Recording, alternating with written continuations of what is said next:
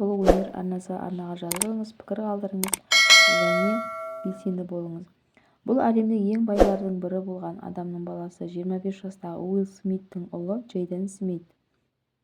Көп адамдар оны ессіз деп санайды. Оған қажет болғанның бәрі болса да, ол жанкүйерлеріне әрбір киімнің артында терең мағына жатқанын көрсетеді. Джейден киген әрбір киімі үшін миллиондаған доллардан астам табыс табады. Ол киген әрбір киімнің артында тұтас бір команда тұрады. Джейден Уилл Смит пен Джейда Пинкет Смиттің ұлы. Джейден Смит американдық актер, рэпер, әнші. Ол 1998 жылы 8 шілдеде Лос-Анджелес, Калифорнияда дүниеге келген.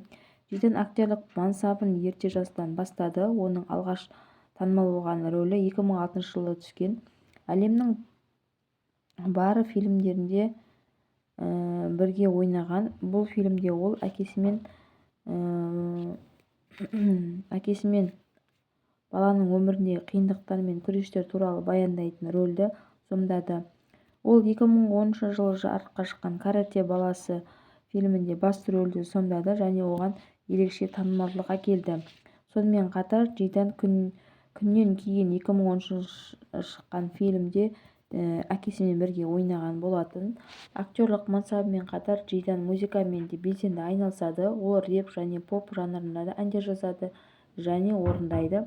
Оның ең танымал музыкалық жобаларының бірі 2017 жылы шыққан Theory альбомы. Джейден өзінің ерекше стилімен, философиялық ойларымен танымал.